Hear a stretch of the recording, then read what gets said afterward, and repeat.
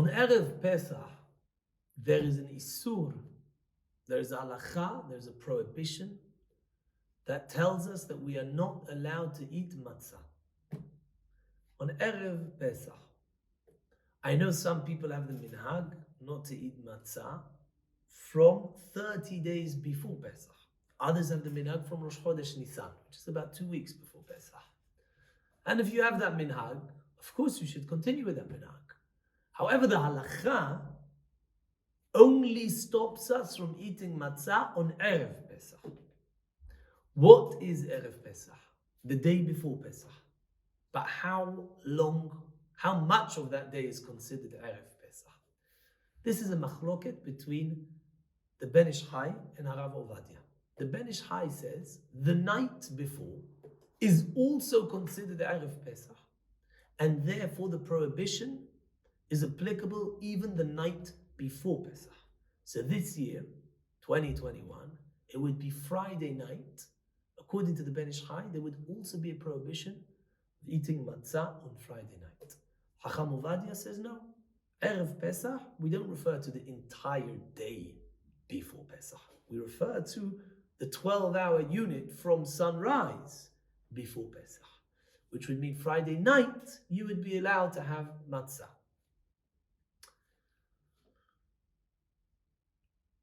Another point that we should bear in mind this year that might make a difference to many people. We know that you can't eat chametz after 9:25 on Shabbat morning this year. Sof zman achilat chametz. This is going to cause a great difficulty for people to eat their meal before that time. We know you should have 3 meals on Shabbat. So even if we say the third meal will be lenient in the afternoon meal and eat fruits, or we'll eat meat, fish, but what about the morning meal? The second meal of Shabbat. There, the halacha is that you need to have a meal of bread. So some people are getting up very early, b'msirut nefesh, it's a beautiful thing. They're getting up this Shabbat to keep the halacha and not eat chametz after 9:25. Some are lenient until 10 o'clock. They're going to make sure that they pray 6:30, 7 in the morning. They've finished the prayers, they come home, they've already finished their bread and the first course of their meal before the time of Sof Zman Achilat Chametz. Harav Ovadia points out a very interesting thing that could make our lives a lot easier, although some people might not want to follow it. Harav Ovadia says, although there is an isur to eat chametz, to eat matzah on Erev Pesach, this is only matzah that tastes like the matzah that we would need to eat Leila Seder, the matzah that we need to eat on Pesach night.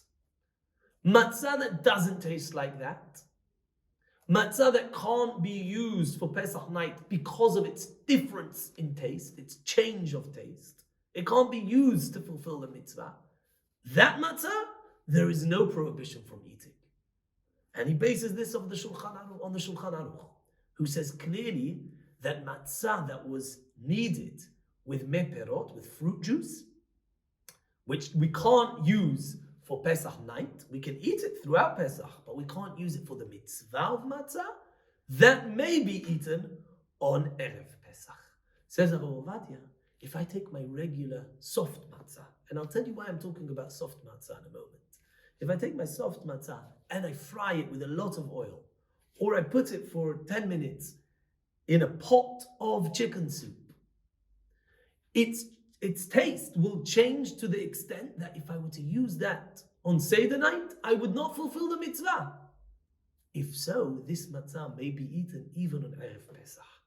Says Rav Ovadia, you can take this matzah and you can make a hamotzi on this matzah 3 times throughout Shabbat and use this matzah that has been deep fried or that has been put in a chicken soup. You can eat it on Friday night with the hamotzi and berikat hamazon. Shabbat morning, even after 10 o'clock, after you come home from shul. Or Shabbat afternoon and Shabbat afternoon for Seudah Shlishit, as long as it's before 3 o'clock. From 3 o'clock, you shouldn't have a meal anyhow because we want to make ourselves have a good appetite for the Leila Seder. Nothing to do with chametz, nothing to do with matzah. You should not be eating a large amount after 3 o'clock. But you can do your Suda Shlishit before 3 o'clock. So Rav Ovadia has given us an etzah, a solution to what could sometimes be a difficult problem. I'm not saying there isn't another stance in halacha against this that opposes this idea. I'm not saying that. But it's absolutely fine to rely on this idea.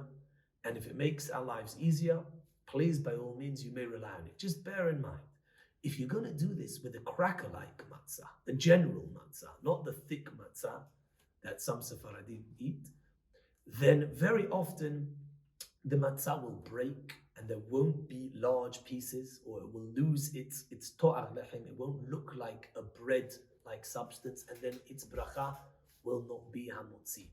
Secondly, for Sfaradim throughout the year and up until midday on Erev Pesach, or at least up until 10 o'clock on Erev Pesach, hard matzah is mezonot. The minhag of the Sfaradim is to make mezonot on the cracker-like matzah until chametz becomes asur. So if you're eating this matzah, whether or not you fried it, if you're eating the cracker-like matzah, Sfaradim would not be able to make hamotzi and would not fulfill their main obligation for Sudat Shabbat. Therefore, if you want to follow this idea, it should be done with the soft matzah, which, by the way, its bracha is hamotzi the whole year, including Pesach, before Pesach and after Pesach. Unlike the thin matzah, whose bracha is mezonot up until Pesach, and after Pesach it reverts back to being mezonot. It's only hamotzi during Pesach, from when we may not eat chametz, because it becomes the general bread of that time. I hope this has helped anybody. If it hasn't, at least it's an interesting point to know. Chag Sameach, and I hope this Shabbat isn't too difficult for people. Shabbat Shalom.